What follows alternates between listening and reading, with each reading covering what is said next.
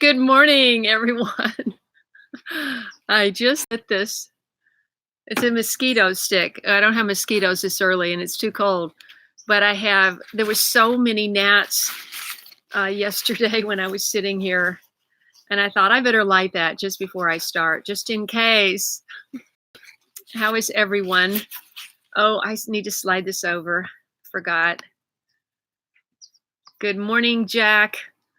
I want Jack to give us a weather report.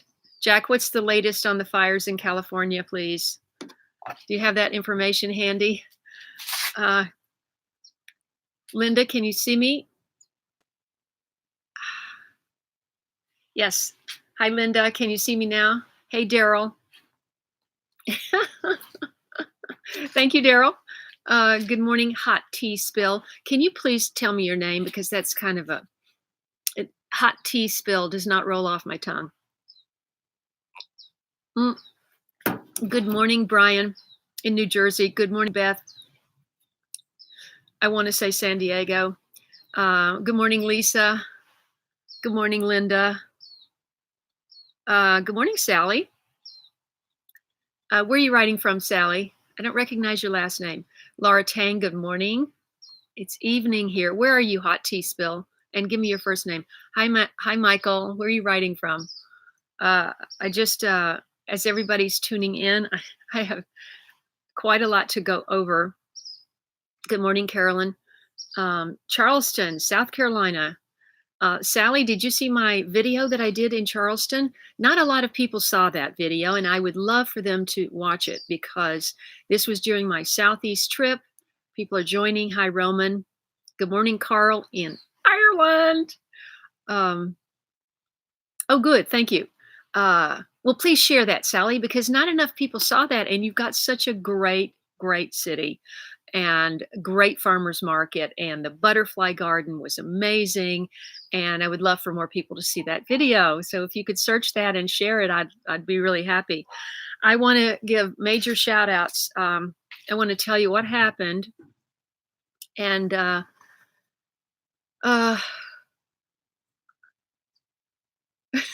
Lisa, are you aware that I fell on Friday? Are you referring to my latest injuries?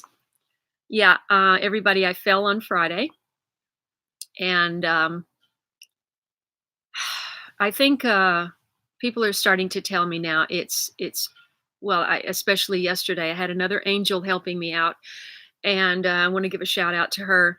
And she was telling me that all of this is a result of the stress of having to give up this. So I don't think that was it. I think that, I mean, yeah, it's not easy doing what I'm doing, and I'm trying to deal with that. But I'm very good at focusing on the job at hand. I'm an actor, and when you're on set, you have to push all of whatever's going on aside, and you have to be that character, and you have to focus.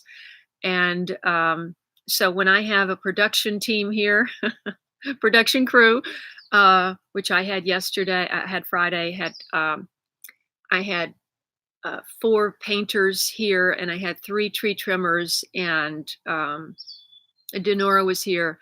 And so I was managing a lot of stuff, and it seems like I had somebody else here volunteering.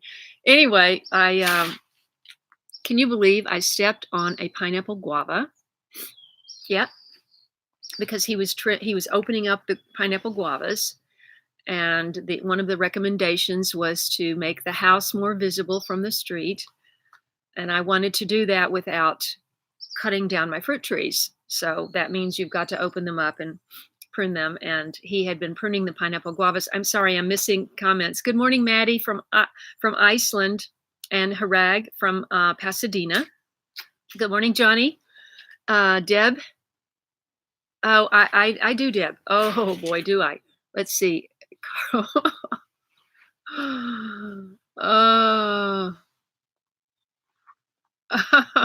That's a great comment, Carl. You could check out Carl's comment. So anyway, I went out to the tree trimmer was 3/4 of the way done with the job, and I went out to the sidewalk, and I I was asking him if he could take when they in 2005 when they tore down the old man's property over here and the old man's property over here. He had a coastal redwood that was 36 inches in diameter. He had two that they're both 50 feet tall, and the one over here was right on inside his property line, so it was came right over where my bamboo is over there today. And then he had two over here. And the first thing, same contractor, two developers, but this all happened at the same time. Two houses, two McMansions, one McMansion at the same time went up, and they cut down these trees. And I did research. I thought, you cannot cut down a coastal redwood. You can't do that, but you can. The rule in California is that the tree has to have been planted originally. It has to be an original redwood. And this was all bean fields when they developed this neighborhood in 1939. And each of these two guys who moved in within a year of each other planted coastal redwoods in their yards. So because they did it for their children to celebrate their child's birth. And this guy only had one kid and this guy had four kids. But anyway, he had two coastal redwoods. They cut them all down. And I thought, at least make a redwood deck as a selling feature of the house. No. That's contractors can't be bothered with those kinds of things, or solar panels or tankless water heaters or anything like that, So me being an environmentalist, I was all over that. Didn't happen. Microphone, just noticed.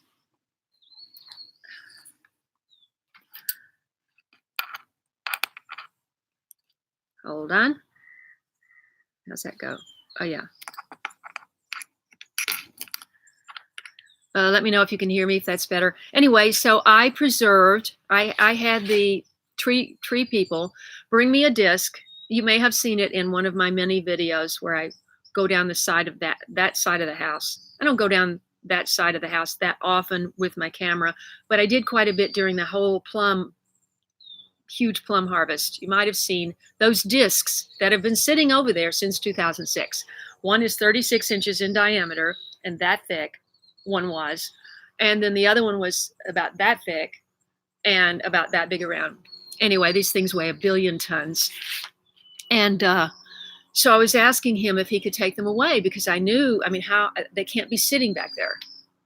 You can't have all this stuff sitting around when you sell a house. So he said, well, let me see.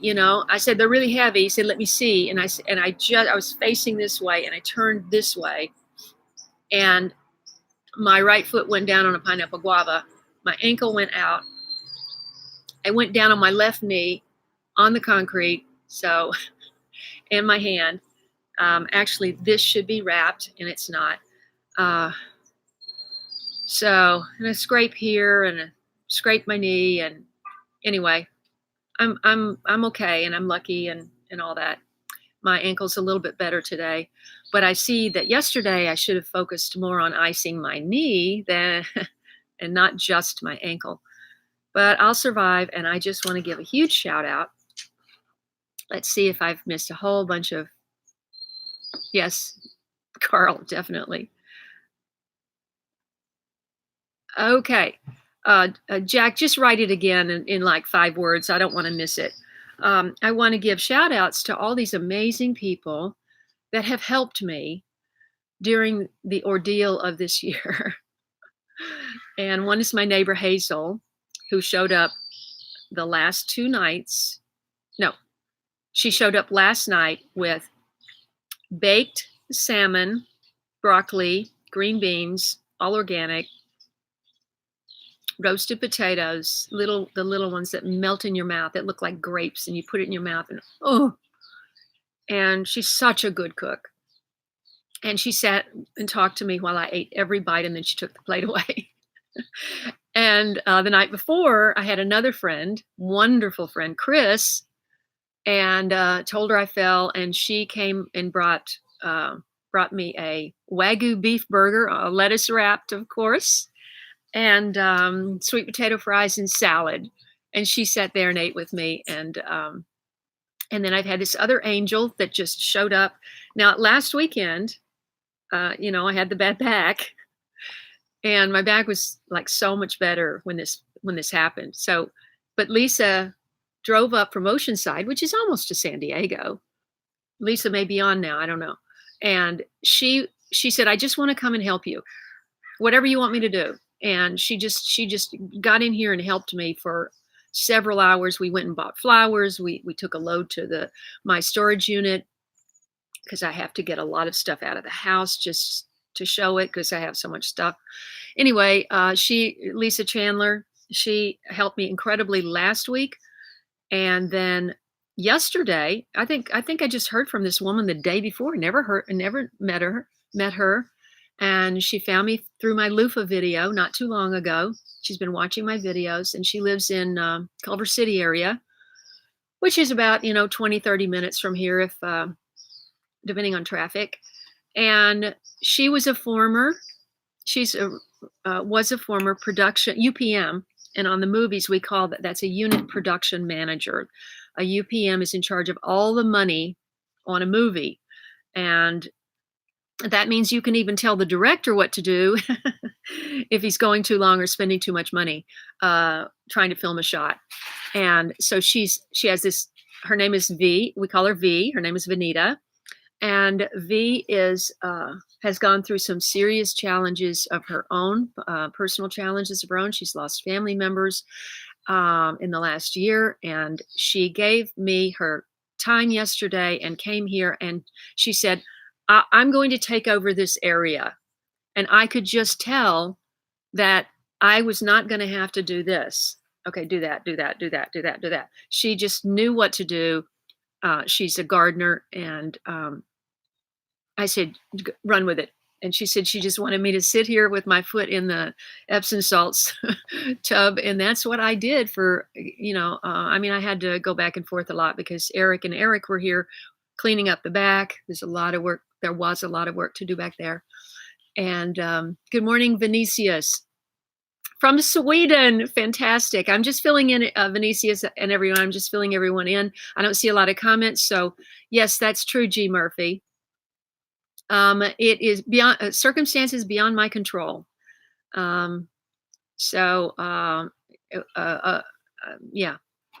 So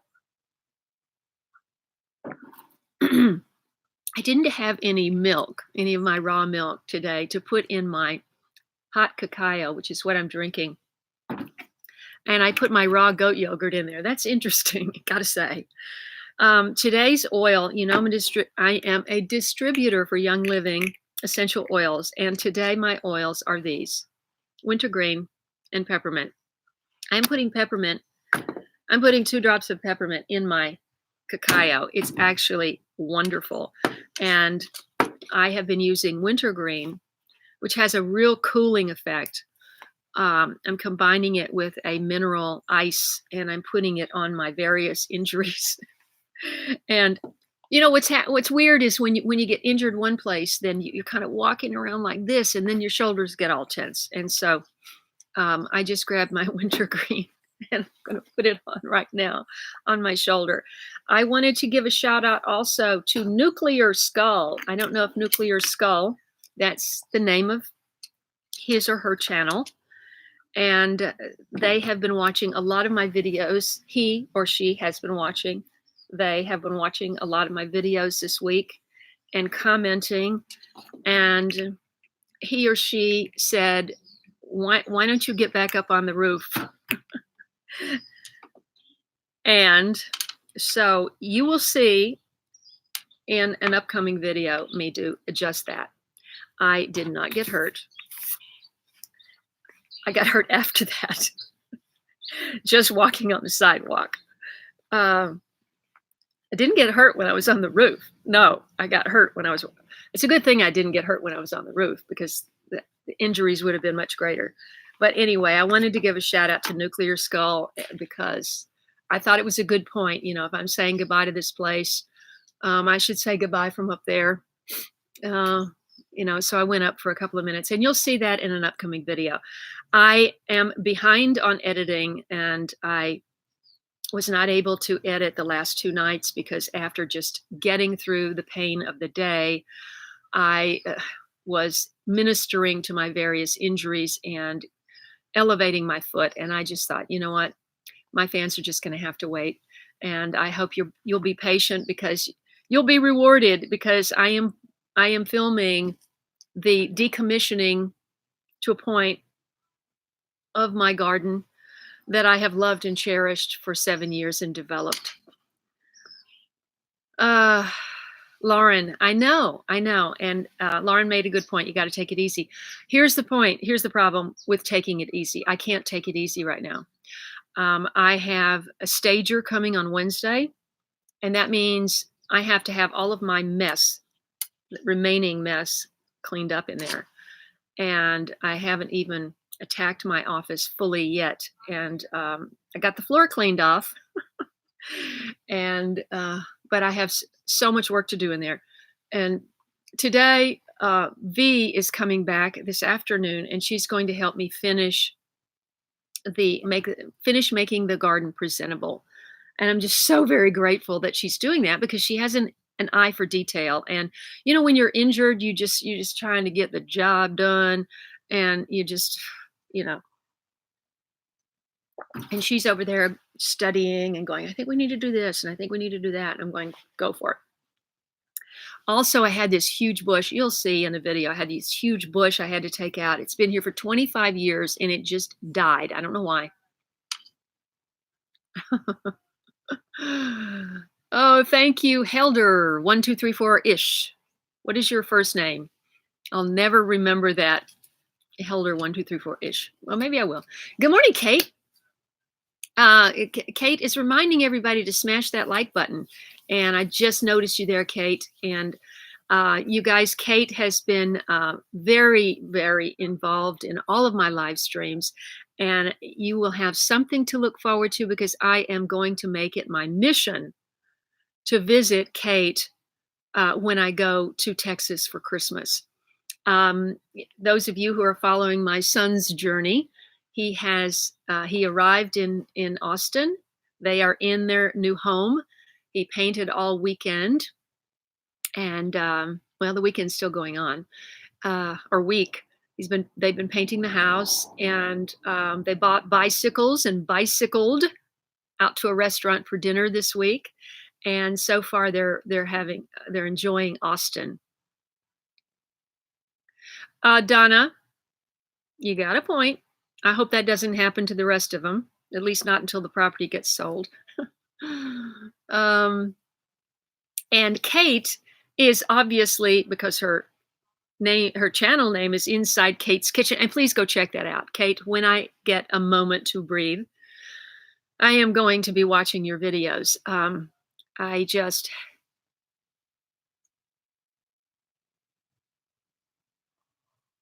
Oh, good. I thought so, Jack, but I wasn't sure. I mean, yesterday they were still saying that there was, so the evacuation orders in LA I'm fine, everyone, in terms of the fires. It was very smoky the night that I fell, Friday night. It was very smoky, and my friend Chris arrived with food. I opened the door. I had been inside for 3 hours, just keeping my leg elevated. Opened the door, and she's wearing a face mask, and she said, I brought you one too. And so it was very smoky yesterday morning. And V, because she's so on the ball with everything, went to Home Depot, bought 3 masks, one for Eric and herself to work. And they started the day working. Amsterdam. Okay, Helder. You're laughing with me through adversity. Good morning, Cheryl. Let's see. Yeah, the fires have been terrible, and when the decision was made to buy this house, a lot of things were considered because we had already had the big fires in Malibu in '92. Is it '92 or '91? Let's see, the riots the LA riots were in 92. And the fires, I can't remember if the fires were before or after, but there were all these fires in Malibu. They got very close. We lived over in Los Angeles, and you could look out from just south of Hollywood and see in the distance the dark smoke from Malibu. It was that bad. And and then in the riots, that was something else also. I don't know if anybody remembers the LA riots, but it was a terrible time in Los Angeles. And I watched my favorite camera store, which was just kitty corner across the intersection from Beverly and La Brea, burned to the ground with no fire truck spraying water on it at all. There were no services. Everything was stretched to the max. And somebody actually torched the garage out behind our apartment buildings. And we were out there with this little hose pipe trying to, oh my gosh, it was, what a time. What experiences I've lived through here. And then there was the Northridge quake in 94. My brother in Nashville this morning, by the way, he wants me to rent an apartment in Nashville. What do you think about that? The only thing about renting an apartment is I won't have a garden there either. But he goes, this morning he writes, earthquakes, fires, riots, high cost of living, crazy taxes, personal turmoil, rest of your family thousands of miles away. A lot to put up with to live out here. It's true. It's very true. And now that they have a big movie studio, Tyler Perry and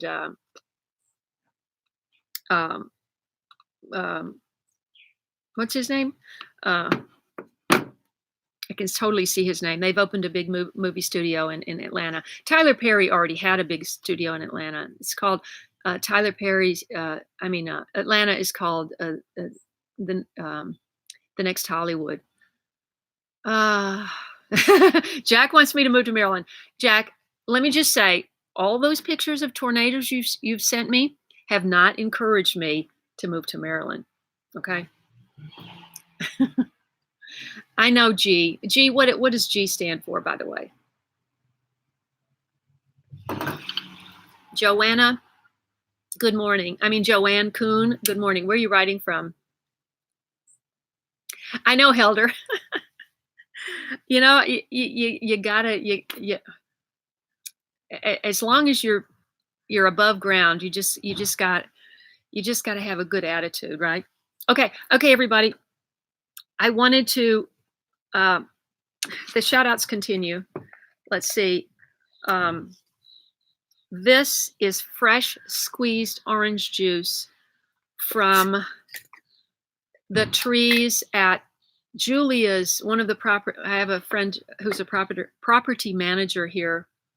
One of the properties she manages has these amazing orange trees, and she squeezed this and brought this to me Friday night after I got hurt. Oh my gosh. And Young Living has a product called Omegais. And this has vitamin D. It's liquid, you can see.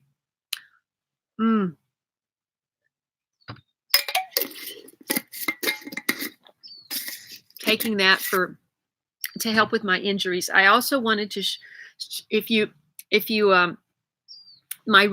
please watch this, my recent aloe vera video that I did. This is aloe vera. I have a big aloe vera plant. And when I fell on my left knee, it was just this big bloody scrape.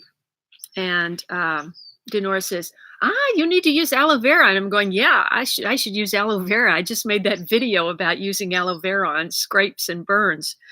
So she went out and she peeled me a couple of pieces of this aloe vera. This is just another one that I had laying around that I haven't used yet.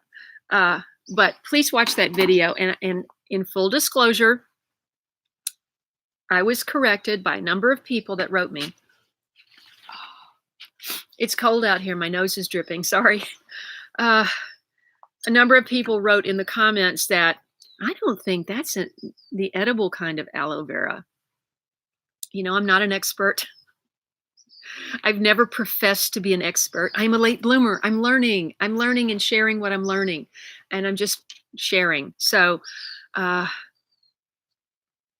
I don't I don't think that that is the one that you actually eat, but all I'm showing you is a technique of how to prepare it in case you do eat it, or in case you do use it superficially. And the one I have is aloe vera, so you can definitely use it on your scrapes and burns.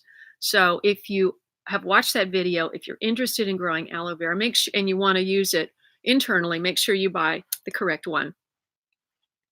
I wanted to also give a shout out. Look at this card. Is this beautiful? I got this card on Friday.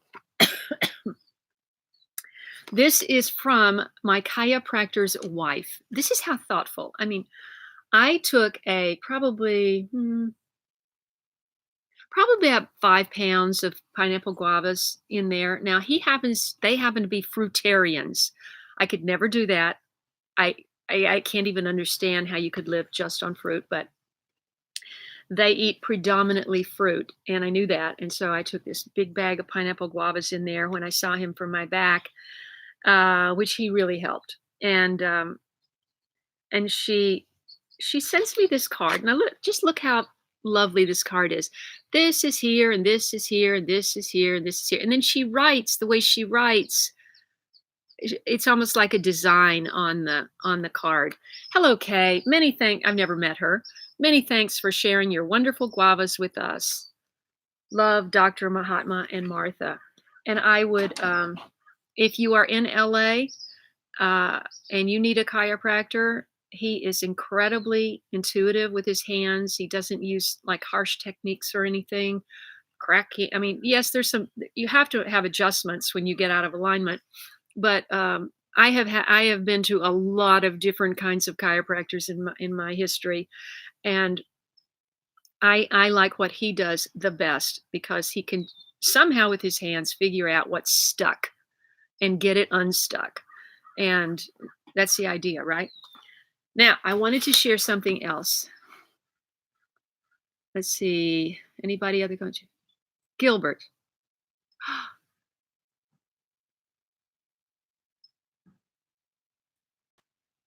Well, you got your hands full, Gilbert. First of all, I want to thank you for your service. My father was a World War II veteran in the Navy, U.S. Navy, and I don't see. I would love for you to connect with uh, William at East Mesa Homestead, but I haven't seen him tune in today. And he's also he's a little bit younger than you, but he is I think he's Army, not sure, but he usually tunes in. So watch for his name if he tunes in and connect with him. He's in Phoenix area. Where do you live, Gilbert?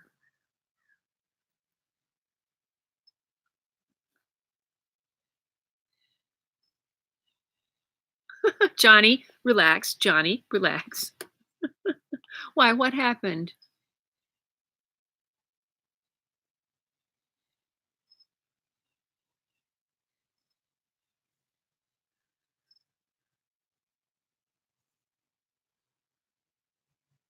Let's see.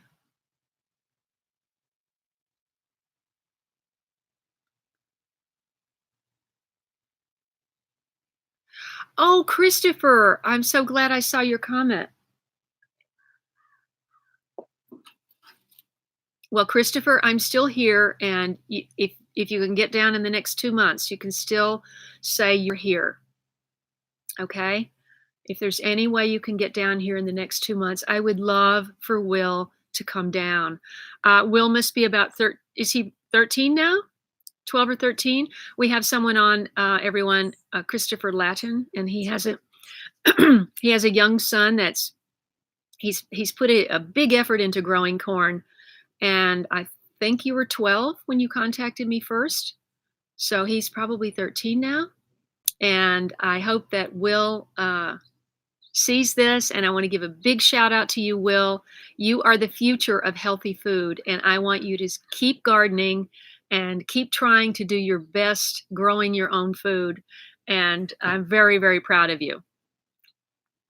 Good morning, Dee Win. Oh my goodness, a gallon of orange juice. That's incredible. Ah. Carl, it's interesting you should say that. My son says he's going to retire and live in Ireland. I'm going, well, I don't know if you really know how cold and wet it is there. I would love to visit though, Carl. I know you would roll out the red carpet.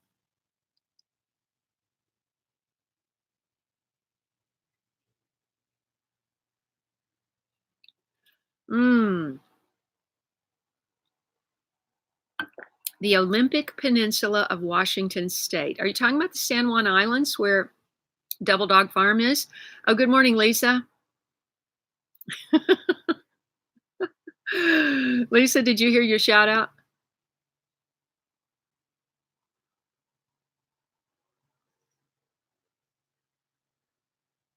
Clout Gangster. It's quite a channel name. Uh, and if you love me, I love you. Thank you very much for tuning in. Lake Greenwood, South Carolina. There are other people watching from South Carolina, Joanne. Ah, well, Kate, we'll talk about that. Hey, Denise. Um, yeah, that's still on the back burner or front burner or middle burner. Hey, Edwin. Good morning from England. Uh, Ed is in traveling in England. He is recovering from a hip surgery, doing very well, and I hoped actually Ed and I have been talking about Ed. If you're still on, Ed and I have been talking about. He's made all these wonderful connections in Cornwall, not just Cornwall, another couple of villages as well. But he's trying to buy a place there, and we are talking about trying to do something over there with making some videos. So we'll see what happens with that. I would love to do that, but I only want to be in England or Great Britain when it's nice weather. I get a little spoiled being out here. I wouldn't mind visiting though, Carl. I really wouldn't, even if it's cold. Okay, where are we?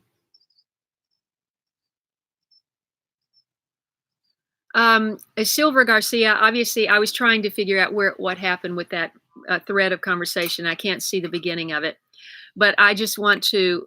Someone's obviously talking about the dangers of ingest. She's mentioning the dangers of ingesting essential oils, and Young Living essential oils are food grade quality, and certain oils you don't take internally, but certain oils you can, and certainly essential oils. They're essential oils that are food grade quality that are made from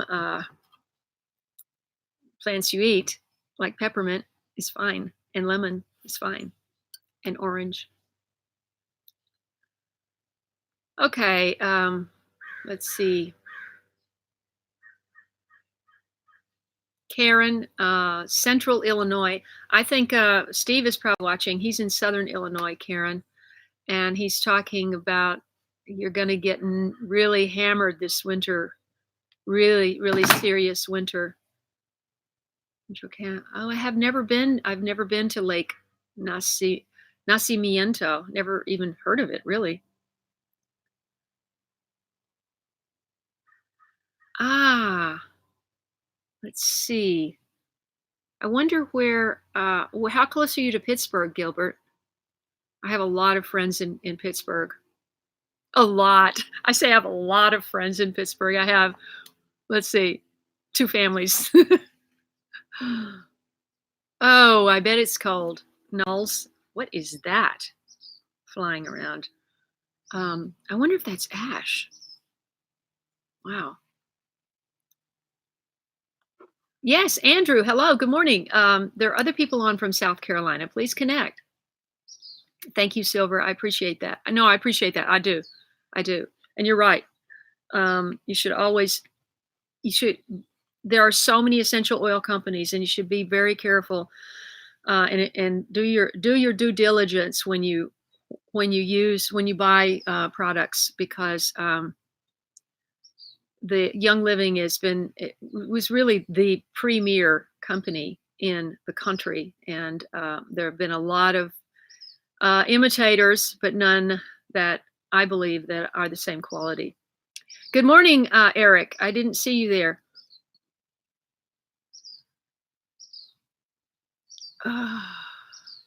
Beetle. What beetle, Lisa? No, I haven't. Lisa, I have not had time. I wanted to mention if you haven't seen one of the things that I did in the last uh, couple of days was I harvested some of my sweet Annie. I had cut it at the base and I hung it under the umbrella for a few days and it's very dry here. And so I brought it in and it's like a little light airy fairy bush and you just cut off the limbs with the flowers and put them in a Ziploc bag. And then the seeds are like powder and they drop to the bottom of the bag. And so I have collected those and that I will have and take with me, of course. And I put it in my balm. And I just wanted to say that last night I had all these blisters on my hand from overdosing. No, not overdosing, but I don't know if you've used DMSO, but DMSO is a natural liquid that is extracted from trees. And Steve at Deadly Wound was recommending it to me for my ankle and other injuries. And I happened to get too much on this part of my hand, and it was just all blistered last night. And I used my Calendula Sweet Annie balm. And this morning it's almost gone. So I have a video on how I make this. Many people make their own calendula balm. But if you haven't and you're interested in figuring it out to do it for yourself, watch my video and share it. Let's see. I don't know what that was, Gilbert, but that was deleted by one of my monitors.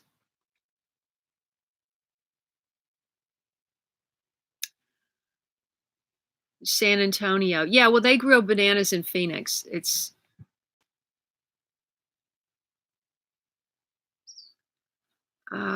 see. Let's see. Okay, now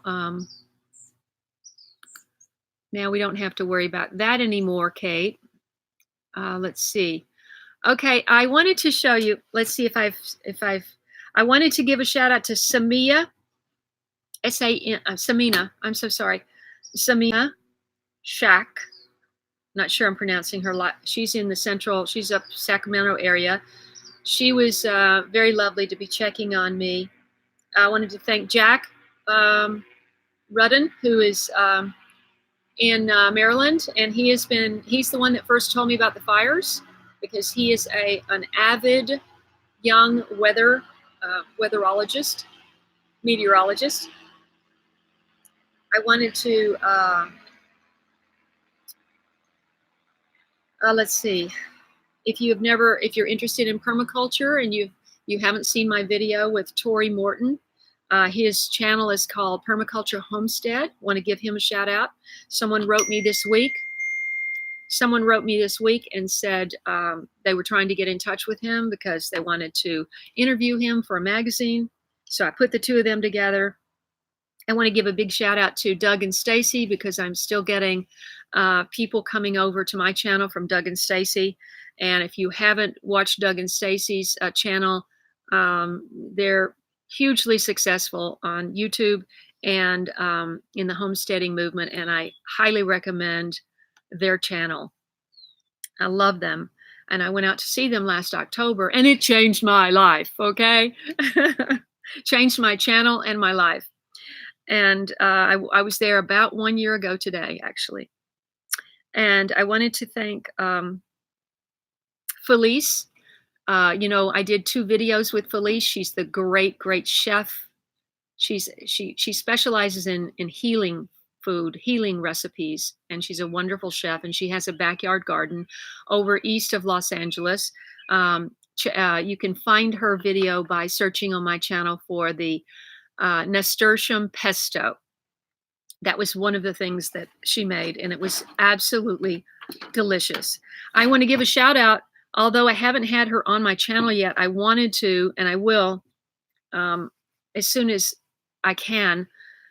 Susie Eastman, and I mentioned her some time ago. She's the filmmaker that she made a documentary called Overload, and it's about I think the byline is our love of our toxic love affair or something like that.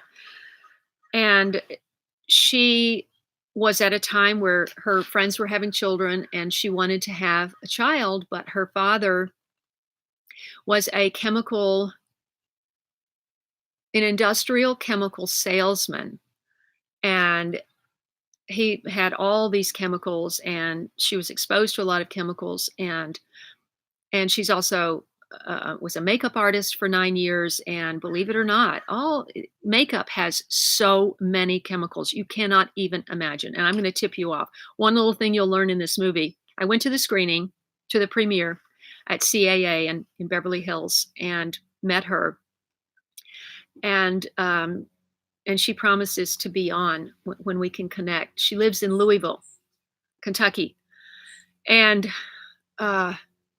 she wanted to find out how toxic her body really was in order to carry a child, because the umbilical cord, these chemicals just pass from a mother's body into a baby, and the babies are actually born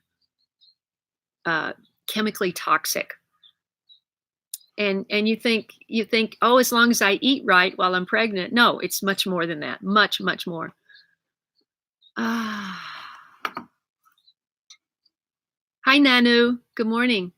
And so I wanted to give her a shout out, Susie Eastman. And I want you to if you just Google Overload, you can watch this movie online. I don't have all the details in front of me of how you can see it, but I know it's available. And one thing that you have to keep in mind when you read labels, first of all, you need to read labels, okay? But one thing to keep in mind when you read the labels, if you see a word like, you've got some product and you're reading the label and you get down, and it goes fragrance. Fragrance is this generic term, and routinely, fragrance companies that make fragrance for various skin products, makeup, hair, anything. If it says fragrance, it could have at least 100 different unidentified chemicals in the word fragrance, just in that one ingredient of all of the ingredients. And it could have up to 1,000 chemicals in the fragrance of that particular thing. So it's overwhelming, I know, but it really is possible to get some of these chemicals out of your body. And she did that. Wasn't easy, but she made a movie about that. I highly recommend you watch it, especially if you're in childbearing age and you're still thinking of having children. Very, very, very important.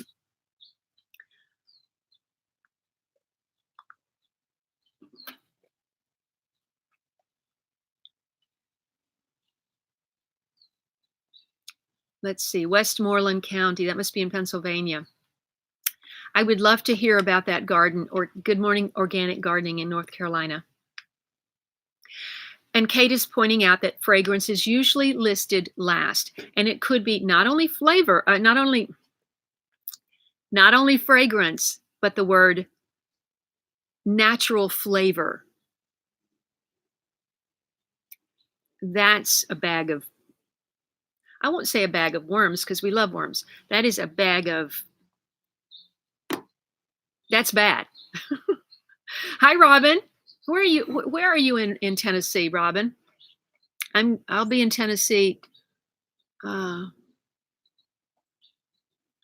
I'll be in Tennessee.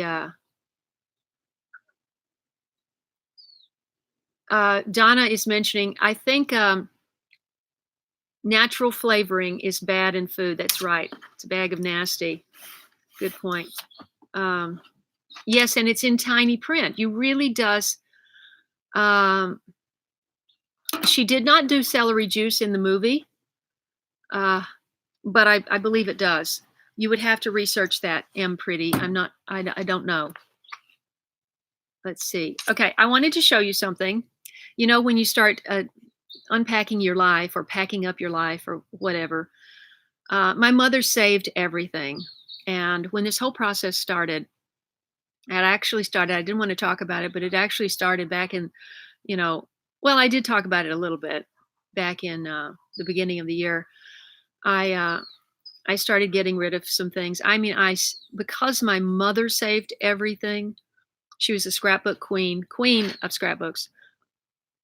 And she always said from when I was in high school, save everything.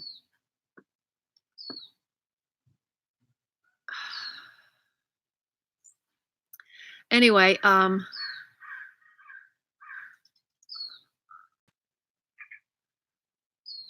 anyway, she I'm just watching the comments there. So she had me saving everything, and she saved all of my stuff. And she actually sent me, when all of her stuff came out here in 2007, when she sold her house, a bunch of her furniture, much of her furniture and things came out here, her stove. By the way, if you follow my channel, you know that stove, my mother's stove, that actually I could not even get someone to come and get it for free that would use it. And it broke my heart, but it went off in the metal guy's truck.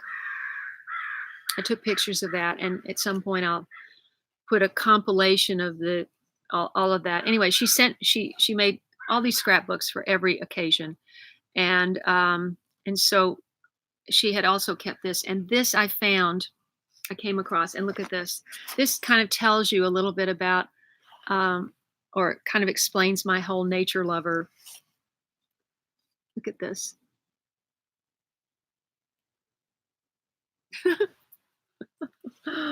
Now, hold on a second. I got to move back.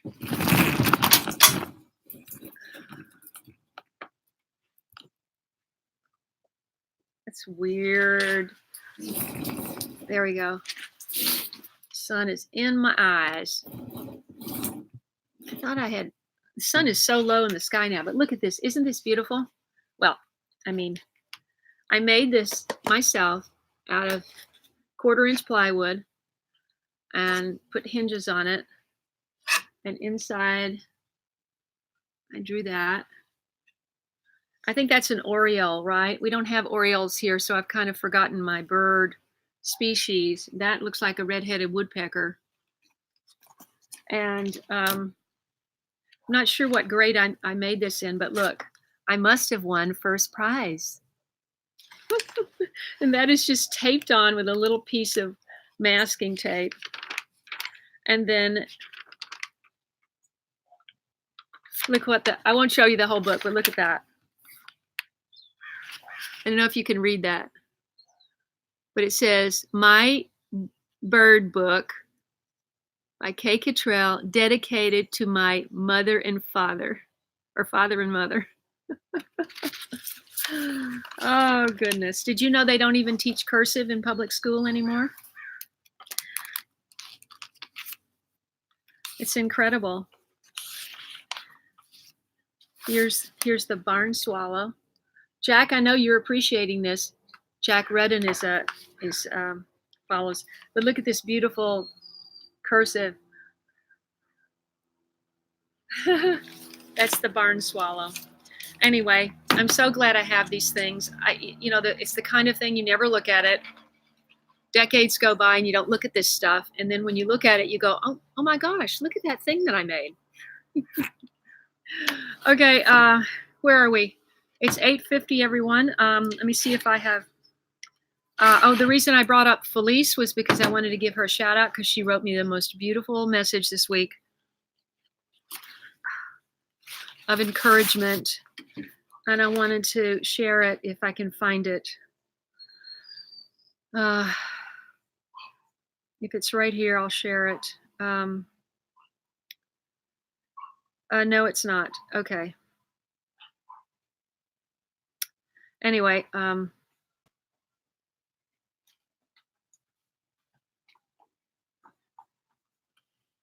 here it is. Let's see. Good morning, dear Kay. Good morning, Deep South, Mr. Tom. Good morning, Teresa. I still haven't sent you seeds. Please forgive me. You're welcome. Ahmed Mohammed Hamad Al Nafi. Good morning. Where are you writing from? Let's see. Who else did I miss? Good morning, Charisse. I didn't say that right. Sherry S. It looks like Sherry S, actually. But it's probably Charisse. Charisse.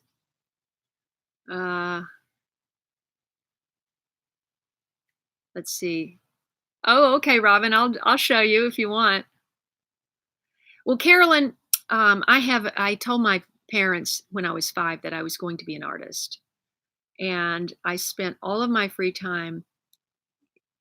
I was in a small town and there were no art teachers really, and there was no art program.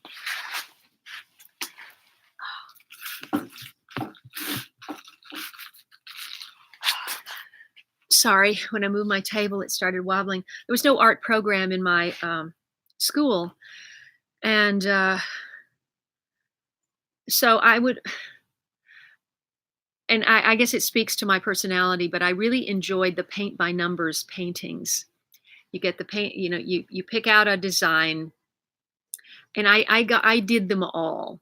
And you would fill in, number 20, it's like red ochre or something. And then, you fill it all in. And when it's done, it looks like this painting. And I did so many of those when I was really young.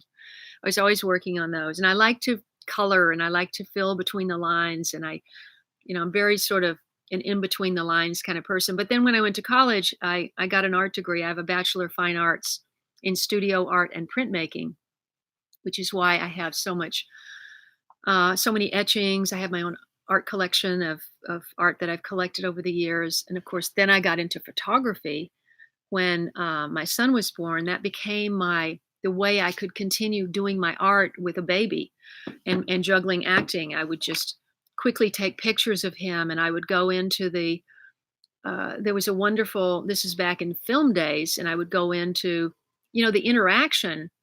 All your interactions now are online. Just look at this. Our interactions are online. But before all of this happened with our online life, I would take my film in to get it developed. And of course, the people even working behind the desk had opinions, and they saw a lot of work coming in, accomplished photographers, as well as, if you're not accomplished, you would just take your your little, your film into the 1 hour and get your little 4x6, put it in a little album, stick it in a drawer. But if you took the time and you spent the money to go into a film lab where you get your film developed and you get proof sheets, I would go in and I would hand them my proof sheets and I go, what do you like? What stands out to you? And I started photographing Walker that way as a baby in black and white. And they would go, well, this really stands out. Well, why do you like that? And then I would learn that way. And then I got mentors, and everything went towards photography after that. So I haven't done any drawing or painting or anything like that since I got into photography, and he's 28 now. So,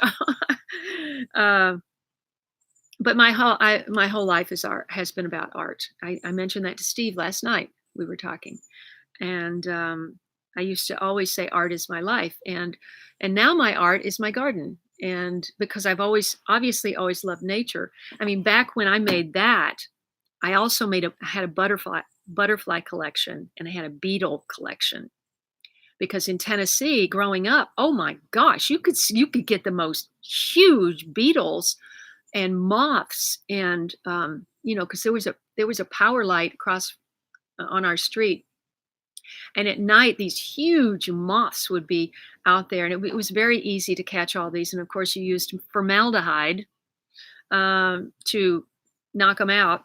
And then I had this beautiful collection under glass on styrofoam of all of my specimens. That did not survive, the decades of being in my mother's attic, which is routinely 100 degrees up there. Mm. But I had amazing beetles, I had butterflies, and I was very interested in nature. I can still remember the first time I saw a snake. It was a tiny little thing, but boy, it really made an impression on me. And down where that was all wild down there, down behind our house. And then they put in a road, and then they put a hospital over there. And we used to look out the back of our window and just see fields, and then the hills in the back where the river was. And it was amazing. But, things get developed. Anyway, Felice wrote me this wonderful comment. And she said, and please go back and watch those. If you love cooking, go back and watch those 2 videos with Felice that I did earlier in the year, the nasturtium pesto, and what was the other one? I'm sure Kate remembers. Good morning, Martijan from the Netherlands. Someone else is watching from Amsterdam, or was. Oh, I know. I love that stove. Anyway, Robin wants to see the whole book. I tell you what, Robin, if you stick around, I'll show you the whole book at the end.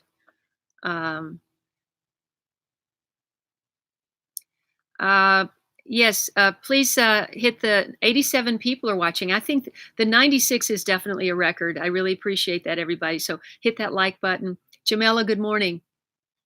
Jamela is watching from Trinidad and Tobago.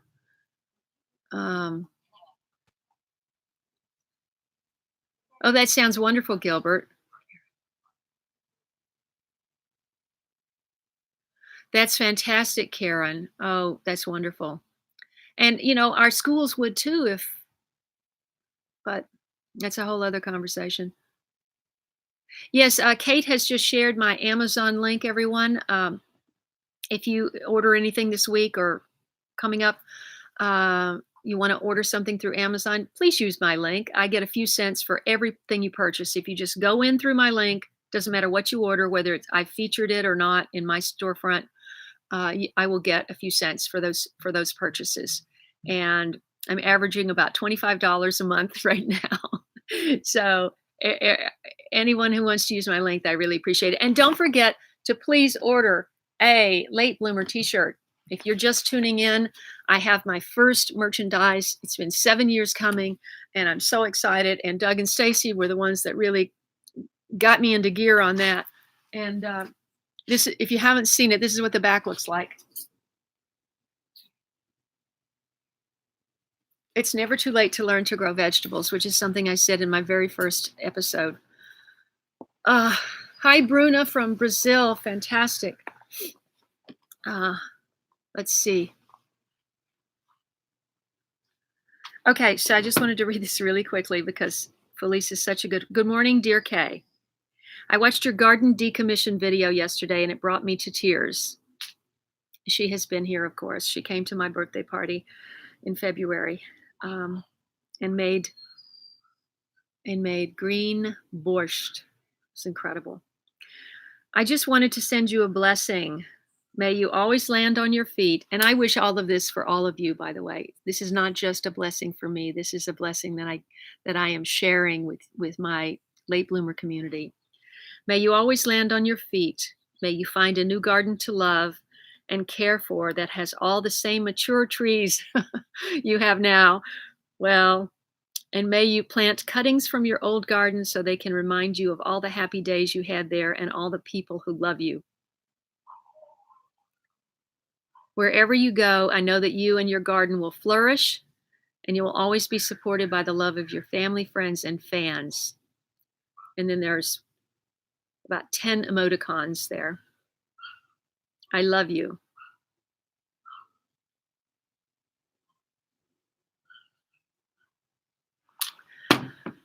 So she wanted to get by last week, but her parents are having health problems and she was taking them to their appointments and couldn't get over here.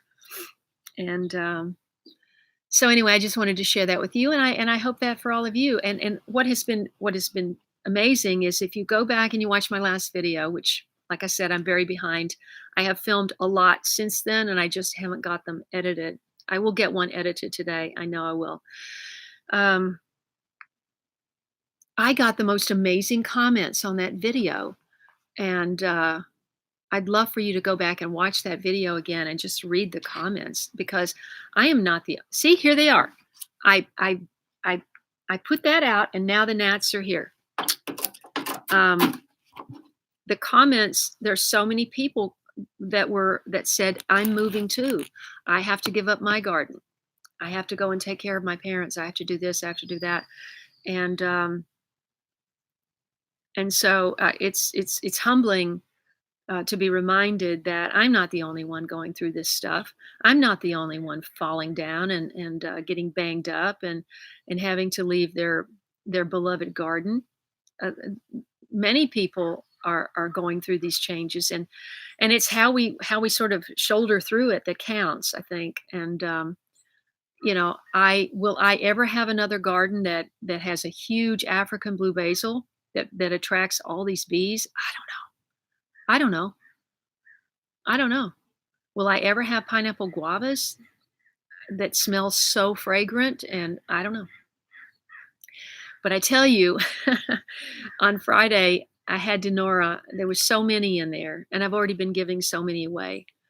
But I had Denora uh, scoop out. You've seen her do this before if you've watched the videos. She scoops, you just cut a pineapple guava in half and you scoop out the inside. Sort of like the same way you would do an avocado, except there's no pit. And you scoop it out, and then she just put it in quart freezer bags, and she put 7 of those in my freezer. So hopefully, let's see, she'll be here on Thursday. Hopefully she'll get to do it one more time.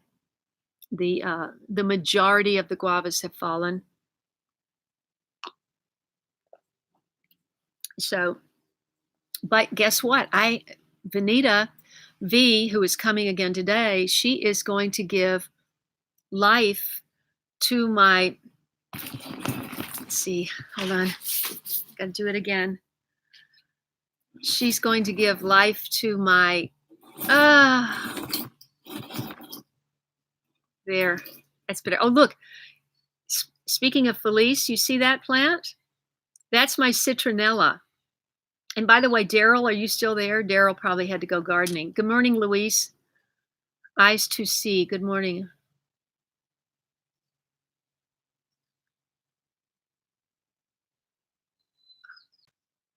Well, who knows? He might will it. Eyes to see. What's your first name, and where is your homestead going to be? And I hope you can get over to that homestead convention that Doug and Stacy go to or are involved in.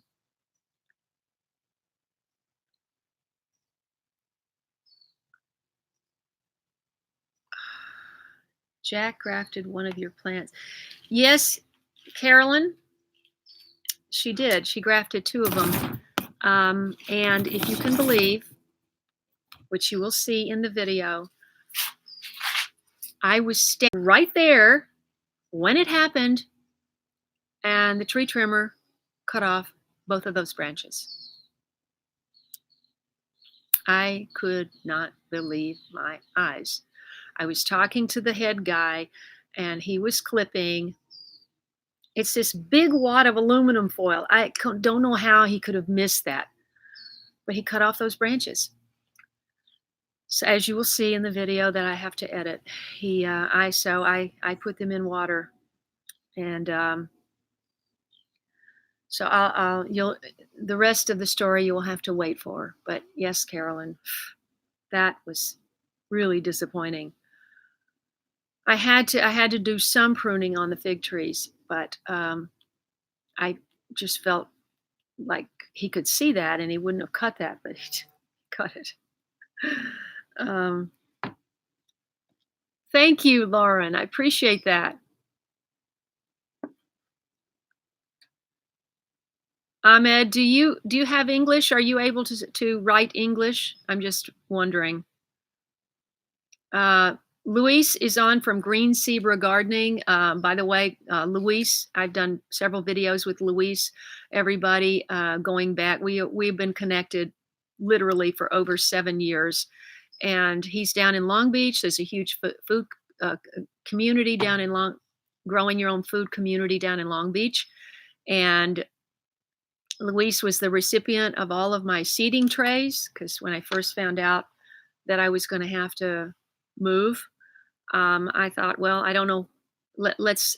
There was no point in seeding this year, um, so I had a lot of volunteers. And anyway, he is on now, and he is starting to do videos of his own on his channel. And so check that out, or you can find him on Facebook and Instagram. There's also an app called Crop Swap app. And if you're in an area where people are growing lots of stuff, you might have a surplus of one thing, and you could connect with someone who has a surplus of another thing, and you can swap and barter and not have to pay. Or you can just connect with people where you do buy also. But it's a great thing to have if you're in any kind of area where people are growing their own food. Yes, Carolyn, it's true. Um, and I don't know how it happened because I was standing right there. Oh, good, Luis. That's great.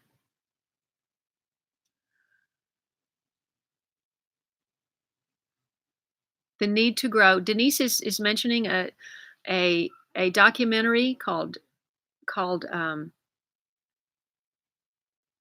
The Need to Grow.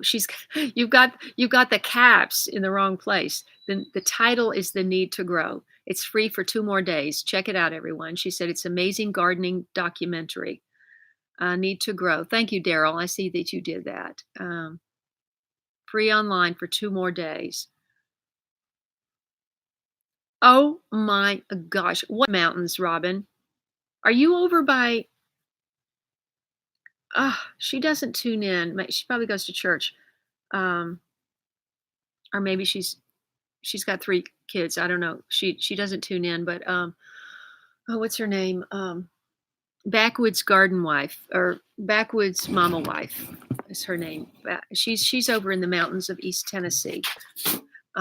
And Robin, you connect with Daryl, who is in Putnam County, and I'll be back visiting Daryl for sure at some point.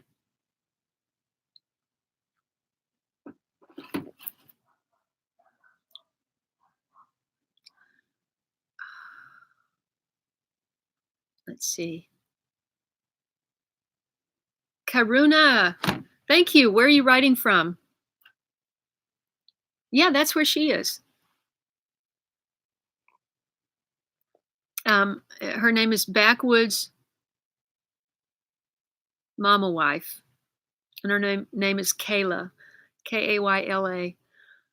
Good morning, Rebecca. Hey, everybody. Rebecca is tuning in from my second.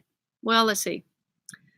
I don't want to have to pick one, Rebecca, but I love Ashland, and I love Ashland because of the people, and I love Louisville. Louisville's got to be my favorite city in Kentucky. Rebecca is a person who not a lot of people saw this video, and I wish you would go back and watch it because if you have children, it's very inspirational. There's something called the Kentucky Science Center in Louisville, Kentucky, and one of the many, many benefits and bonuses and joys and privileges and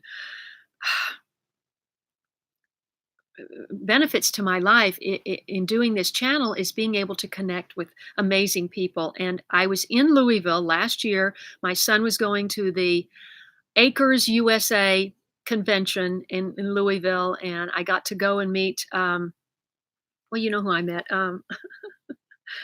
What's his name? Uh, Help me out. Daryl, who did I meet there? Um, Rebecca, who did I meet there at the convention? You know, the big farming guy. You'll anyway. I went there to meet that guy, and I succeeded in meeting that guy. And I'll think of his name in a second. And I tweeted something that I was in Louisville, and she contacted me and she said, "Oh, you have to come and see the Kentucky Science Center," which was just a few blocks away. And we connected. And in addition to working at the Science Center, and she's so enthusiastic and inspires so many children about science, they also have a garden, outside garden at the Kentucky Science Center. And she is a gardener herself. And I've been reading.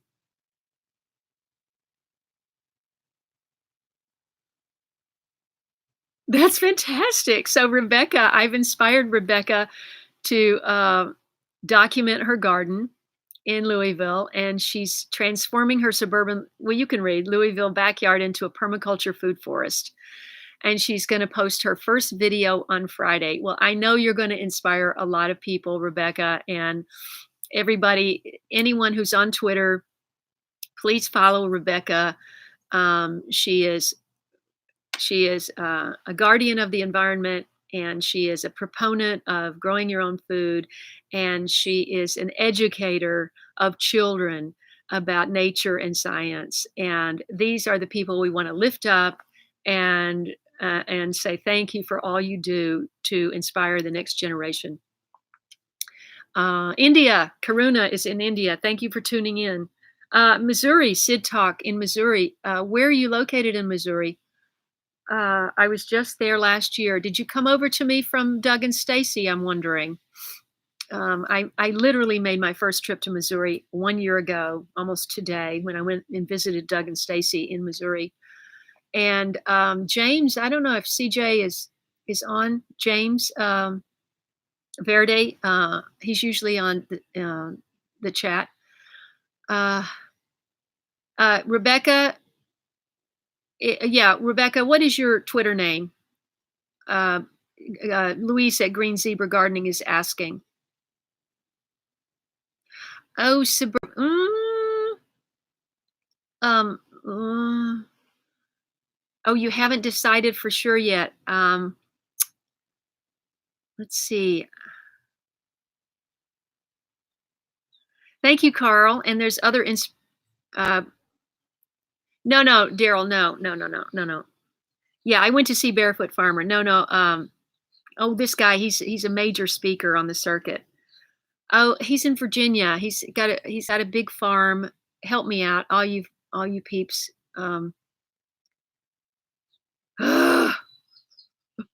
Like like everybody goes to visit his farm.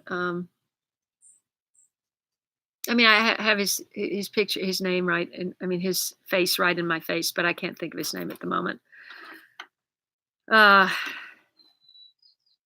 he has all the animals and does rotational grazing and butchers his own animals and teaches workshops on butchering. And anyway, I can't think of it. Who did many talks this weekend? Are you talking about Doug, of Doug and Stacy, Luis? Joel Salatin, thank you. Oh my gosh. Oh my gosh. I don't know if suburban permaculture is enough. I don't know, Rebecca. Let's put it out to the community. Rebecca is starting a channel. She is going to she has young children herself. She wants to inspire to be involved in her gardening. And she's thinking about suburban permaculture for her channel name. And Suburban Homestead is that's our friend Silhouette's channel. And then And then Tori's channel, I want to say, is Permaculture Homestead. Mm, I just wonder if it stands out enough, Rebecca. What do you think, everybody? I mean, this is very, very important because once you decide on a chat on a Google name, I'm chasing this sun. I thought I was covered today, and I just wasn't. Okay. Once you decide on a channel name, you really, really have to make a great decision because it's very hard to change your channel name once you decide on it. And I would put it out there. Put it out in your Twitter community and say, what do you think of this? Does anybody have any suggestions for Rebecca for her channel name? Oh, that's fantastic. You definitely need permaculture. I think well, there's Suburban Homestead. We know, Luis, that's Silloway. And then there's Permaculture Homestead, and that's Tori. Both of those I've done videos on. I've been there.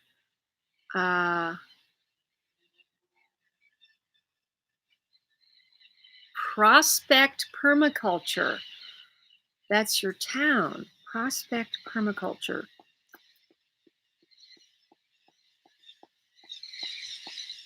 No, I don't think so.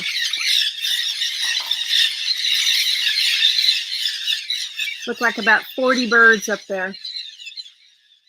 That's the morning parrot flyover. Tori at Eyes to See. And now I've already forgotten where you are. So long since you wrote. Thank you, Connie. Yes. I want to give a shout out to Connie too. She's been writing me and showing me some serious love. And I want to thank you, Connie. I don't think Prospect Permaculture, I think it's too limited in any way that nobody's going to know that Prospect stands for your town. It needs Poznansky Permaculture. Whoa. Ha, ha, I mean, Poznansky.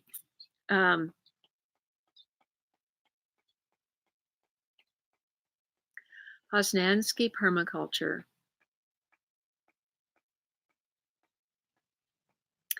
No, I don't think so. It's too limiting.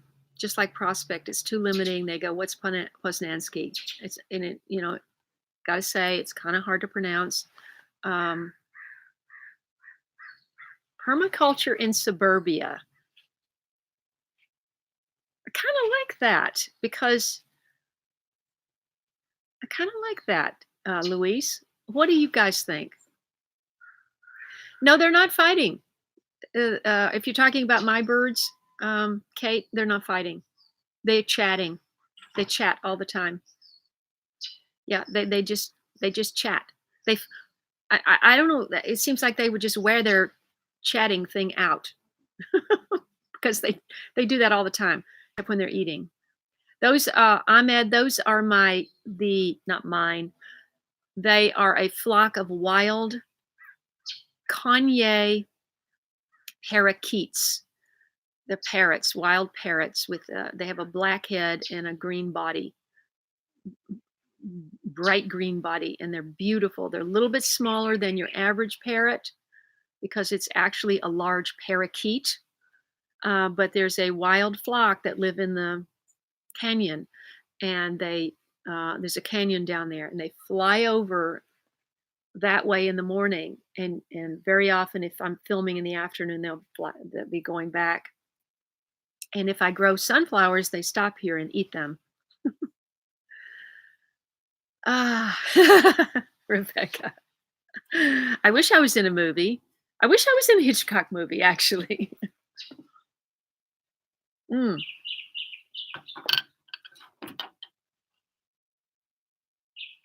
Interesting. Sid Talk has a good point, Rebecca. It's sort of like biodynamic. People go, well, I don't know what that is, so I'm not going to click on that. I mean, permaculture is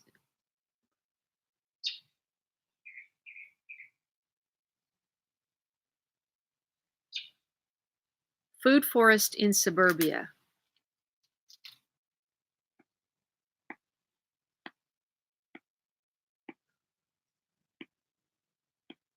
That's a little bit easier to understand for everyone. And that's what you're doing when you have a food forest. It really is. You really are practicing some aspects of permaculture if you have a food forest. I have a food forest in my little front yard, but I am not practicing permaculture. I don't have swales. I don't have a water feature. Uh, so I don't have frogs and I don't have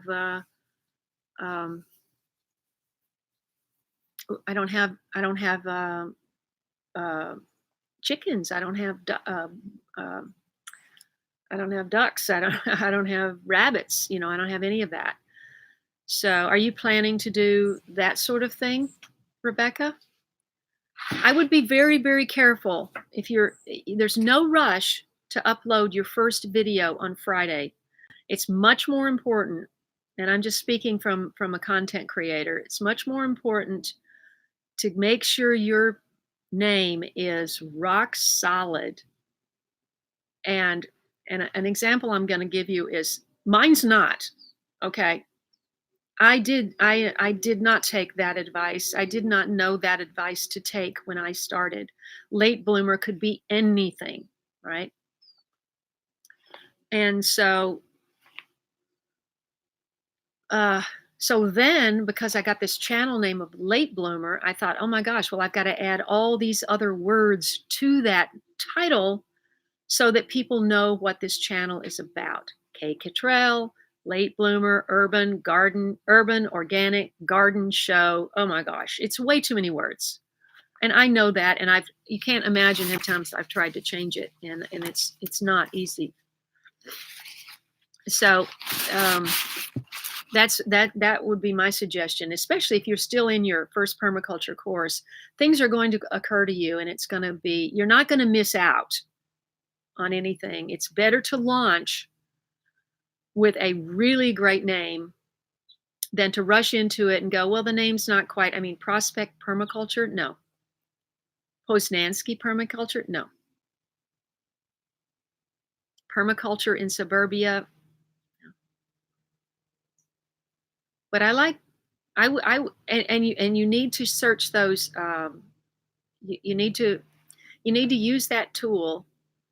I think YouTube has its own tool of the search names and see what people are searching for. Are they searching for organic? Are they searching for food forest? What are they searching for? And that's how you need to know to build your name.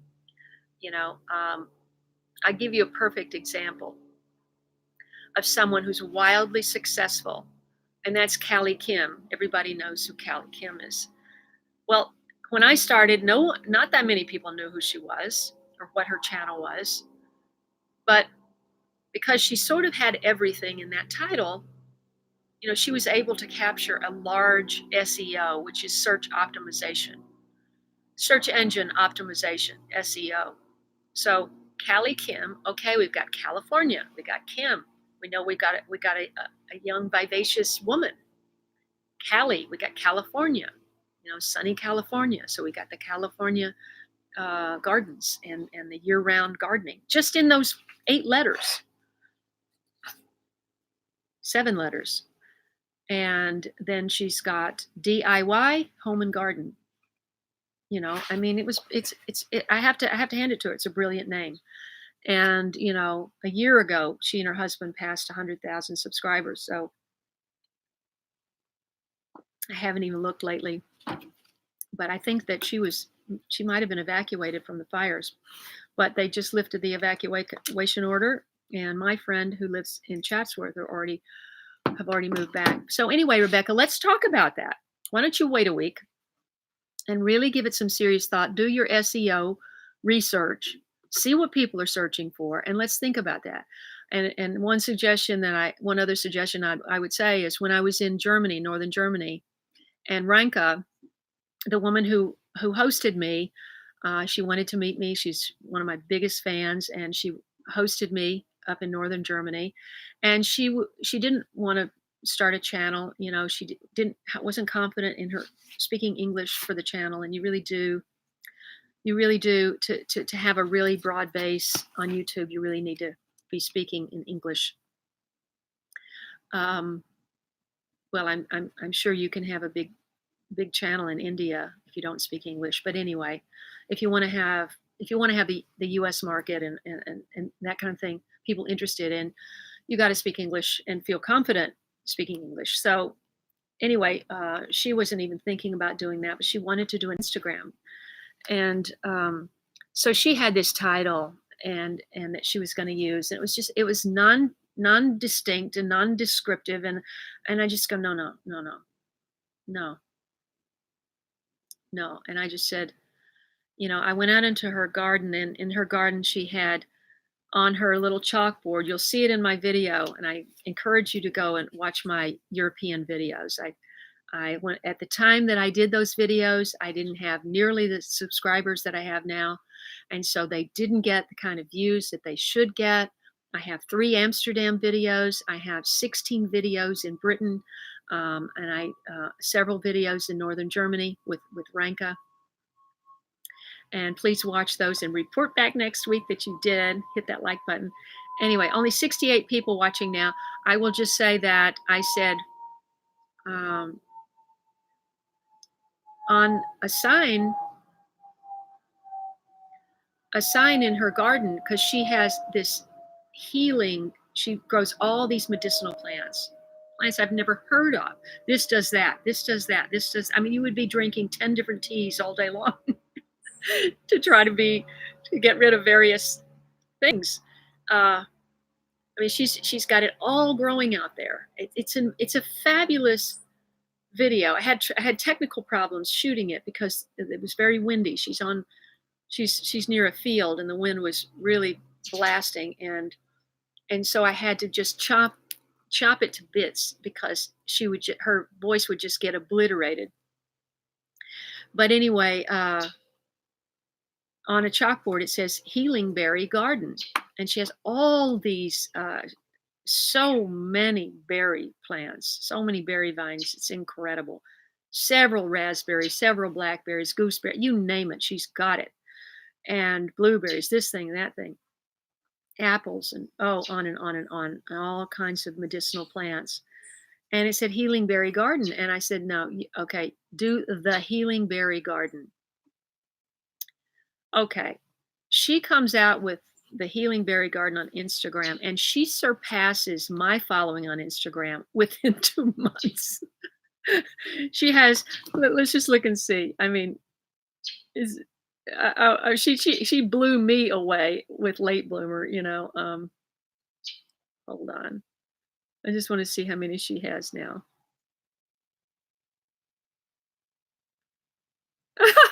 She has 8,316, and I was there 2 years ago, and her photos are amazing. I mean, I'm just going to show you this one. This is like 12 pictures right there. Look at that. Look at what she produces out of this garden.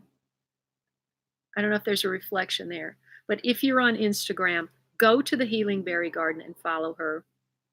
It's amazing.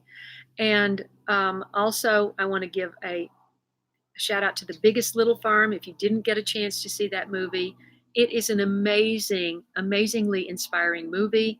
I follow them. They have a farm in Ventura here, and they sell at the farmer's market. And the story of how they made that farm and what it is amazing. And I also want to give a shout out to Growing in the Garden in Arizona. I interviewed her for one of my videos, and she has a huge following. She has, oh my gosh. She's not not wasting. She's not spending all her time editing videos. She's just on Instagram, and she's got 64,000 people following her Instagram. It's amazing. So give a shout out to her. She does follow me, I think. And of course, Luis now that's your personal one, Luis.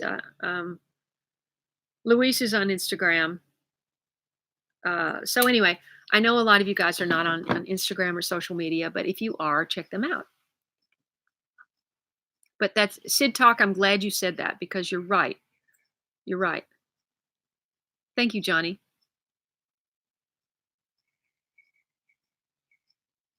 It absolutely is silver. That's all this. You've got to market yourself. You're right. Okay, I guess you guys. There's 69 people.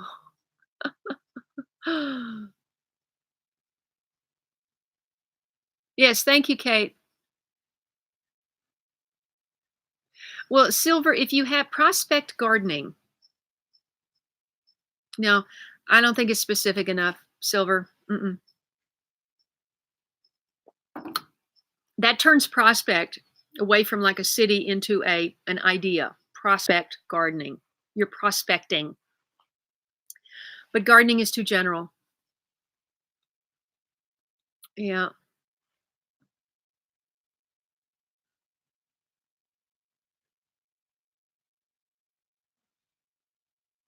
Ah, Rebecca, that's great. Tony is not on today. Uh,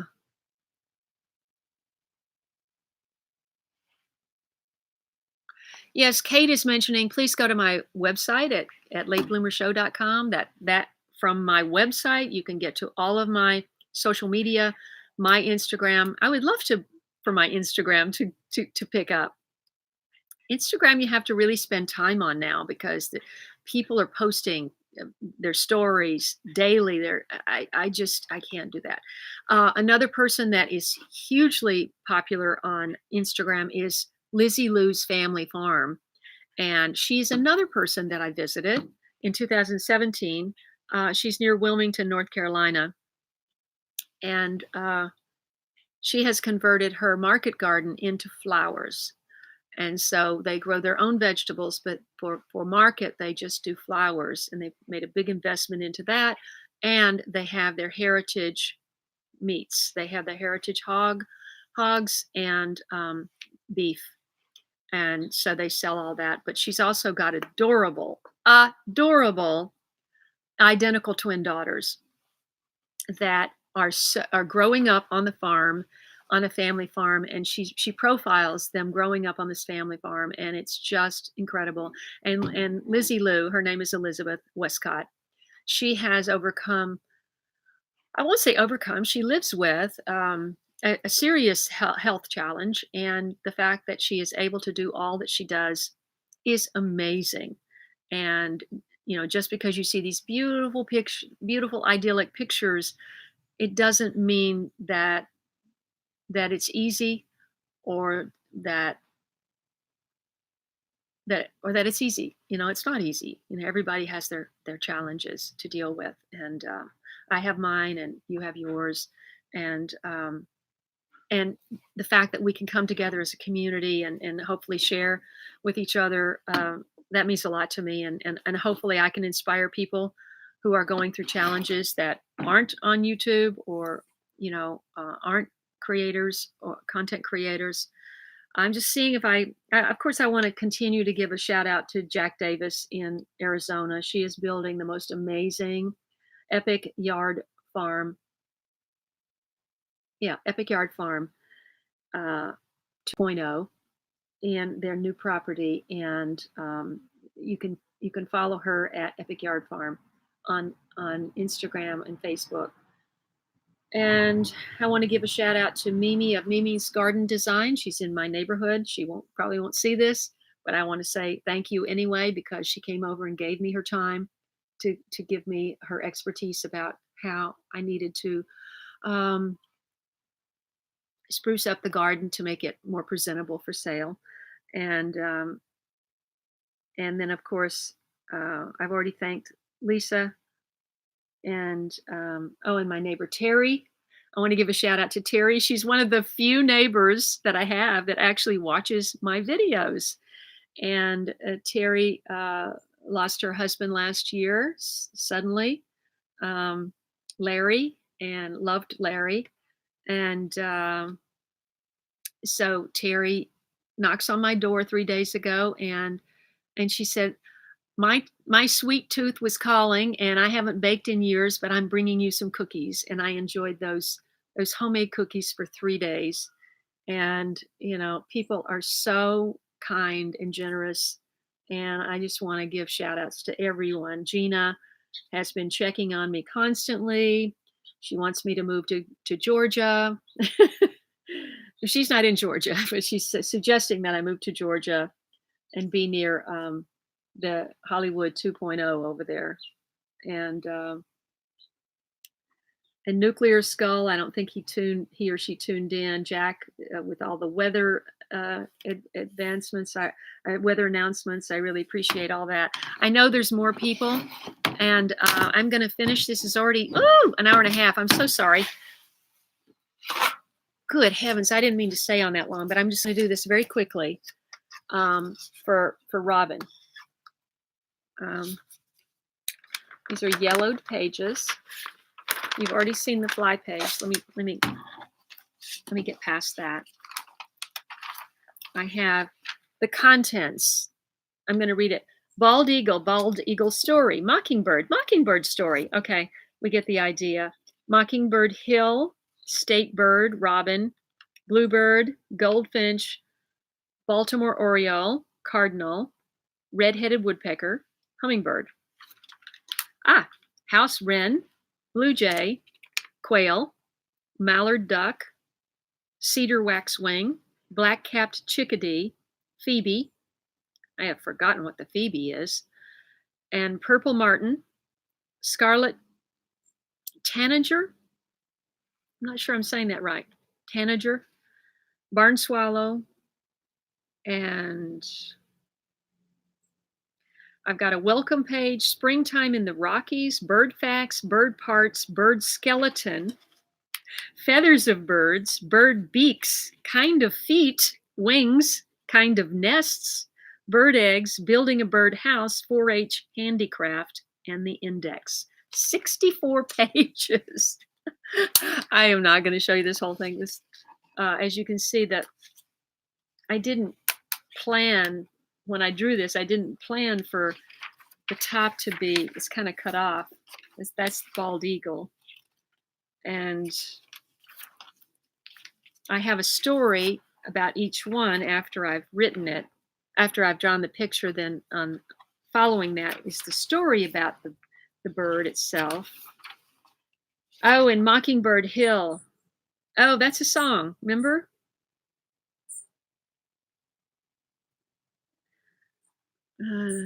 How's that go, everybody?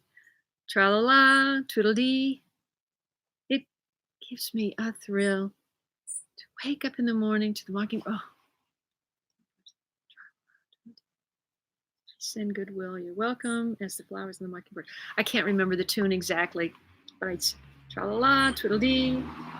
It gives me a thrill to wake up in the morning to the mockingbird thrill. Tra-la-la, twiddle-dee. Tra-la-la, twiddle-dee. There's peace and goodwill. You're welcome as the flowers on Mockingbird Hill. That's not quite right, but anyway, you get the idea. Here's the robin.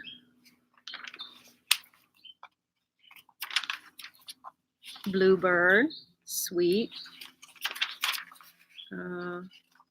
Just can't believe I still have this. Goldfinch. I mean, I can believe it. My mother saved me my stuffed animals in a drum. My stuffed animals from childhood were in a drum that was sealed, and I opened that, and it was mold. The entire thing was mold. It was just, it went right into the garbage can. She saved it for 40 years, and then it went right in the garbage can. Baltimore oriole. If you guys have to go, I understand. Thank you so much. I'm just going to do this for Robin. There's the cardinal. And Rebecca, you're a scientist, so hopefully you're watching. You can inspire your students to make a bird book, Birds of Louisville. And make sure that's the ruby-throated hummingbird. Make sure they write the stories in cursive. House wren.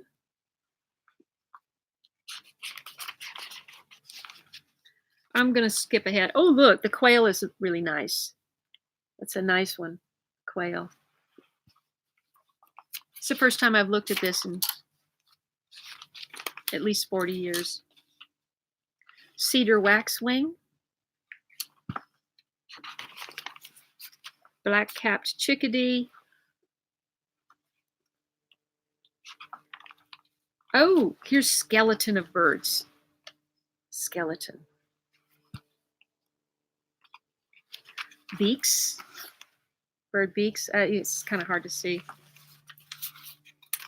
But it's just the different styles. Spear beak, chisel beak, cracker beak, proper beak, strainer beak, and spoon beak. Feathers. These are just diagrams. Oh, look at the eggs. Look at all the eggs.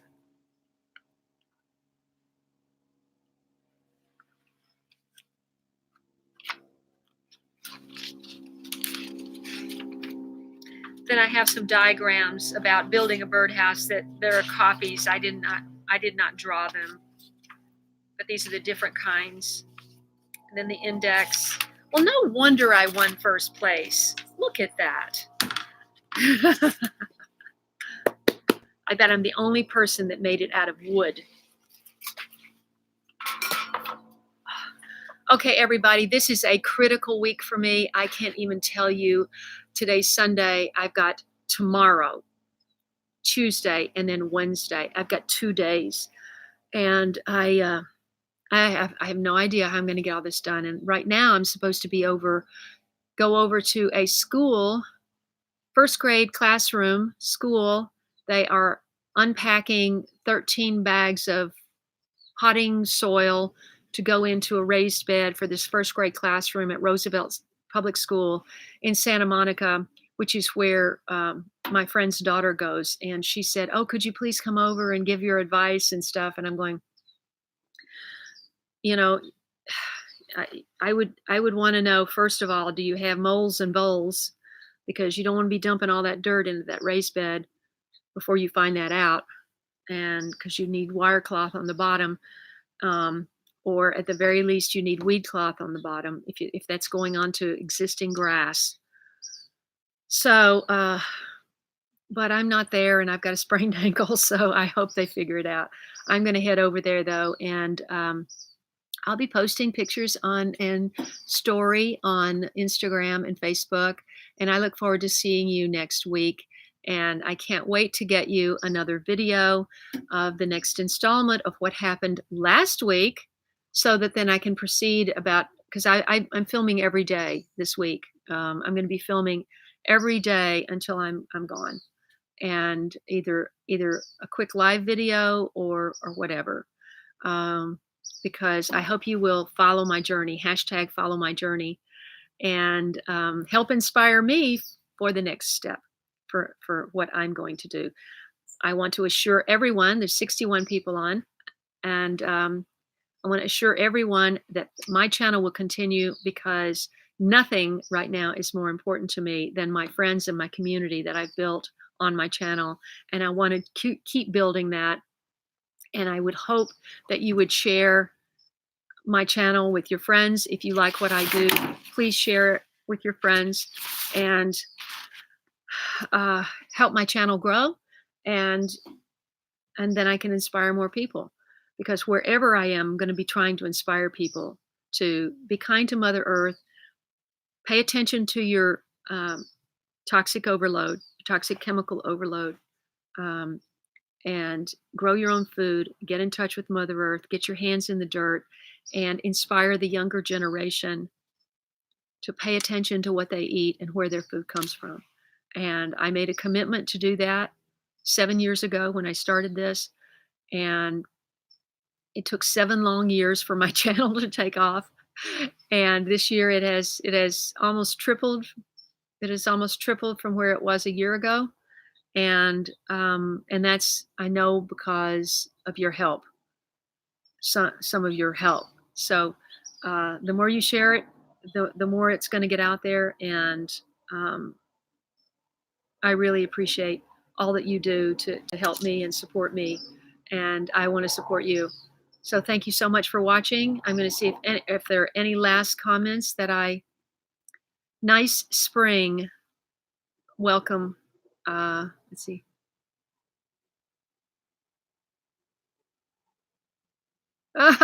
Ahmed wants me to sing. Let's see. I nothing excites me more than the idea of singing, and I will say, Ahmed, my favorite thing to watch on YouTube, and it's not my channel because I spend so much time editing my own videos that I don't. It's hard for me looking at myself to just go back and enjoy my videos. But if I need a little lift, I watch Britain's Got Talent. And I only watch the singers, and I don't care about the magicians. I know it's amazing what they do, but I just want to see the singers just belting it out, and I just imagine myself doing that. Um, I'm trying to think if I even know a song. It's always been the problem is just remembering the words and the music to a song. What could I sing? Um, oh, I can't even think of a song to sing. That's my oh that I wish you could see what I just saw.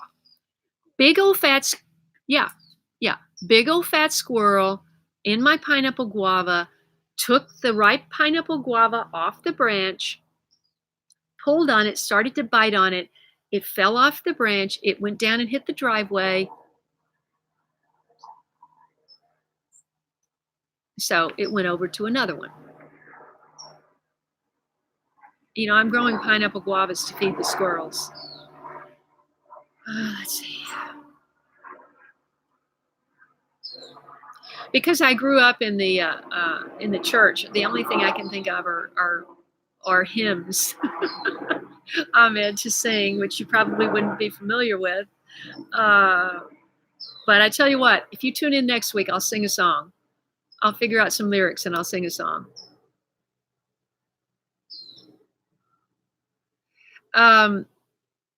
Gilbert, go to my website, go to the contact page, and send me an email. Okay? Christina. Karen, thank you. Oh, wow. Jyothsna. Get off of there. Yeah, I see you. That squirrel had a pineapple guava that big in its mouth going down my fence. That's okay. I've got plenty. I was trying to pronounce Jyothsna. Jyothsna. Kay, I did not see you tune in. Where you writing from? If you can tell me very quickly, that's great. Please try again next week.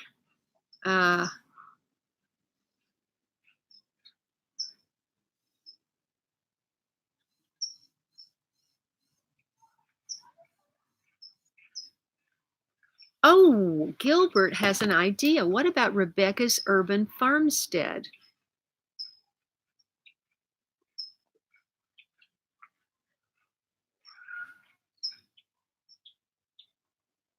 Rebecca's Urban Farmstead.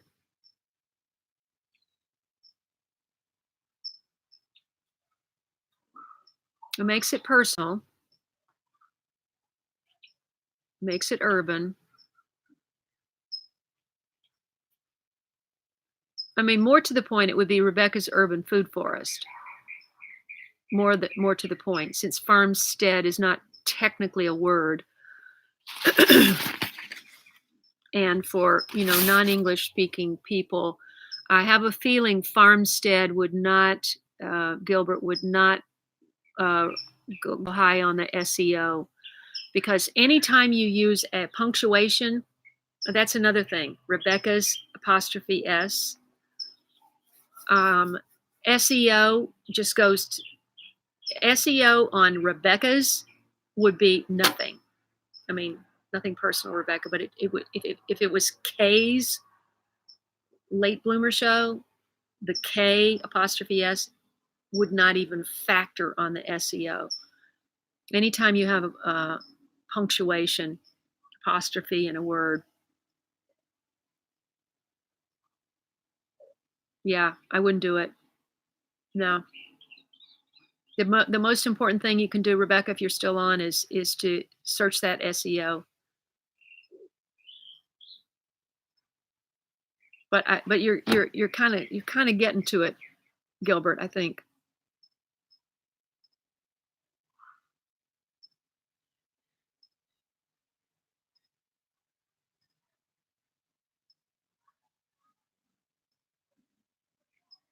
Kate has said something very important for the 61 of you who are still there. I've been saying goodbye, but there's many ways to support this channel, from making a direct one-time or continuing donation on my PayPal channel, which you can get the PayPal link from my homepage. You can also become a patron at Patreon. Just go to patreon.com/Late Bloomer Show. You can order a t-shirt, bonfire.com/late-bloomer. You can use my Amazon link, which costs you nothing extra. Many ways to support this channel, and I appreciate them all. And most especially sharing my channel every week with someone new that might enjoy it. And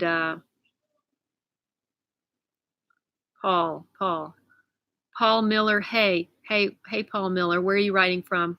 I'm just about to sign off. You're going to have to watch the replay if you're interested. Kate is saying if you're on mobile, you have to close the chat window to hit the, and you're another way to support the channel is to hit that super chat $ underneath the chat window. You can make a direct one-time donation just for this chat. If you've benefited from this chat, make a donation. I appreciate it. The Healing Berry Garden on Instagram. Let's see. And if anybody goes to any of the people that I've recommended today, please tell them that I sent you, because the whole idea of having a garden community is that we are a community. And if anybody comes to me from Doug and Stacy, I want to know about it. If anybody comes to them or to anyone else from me, I want them to know that I am out there promoting. I am a promoter. Oh, and Kate is just about to have a live stream also, so go check out Kate's live stream and at her channel. And let's see. Christina's out of here. Organic Gardening in North Carolina is out of here. Bird's Paradise. No, Gilbert, no commas ever. No punctuation in the title. Can't do it. All right, everybody. It was great. Love you guys. Have a great week.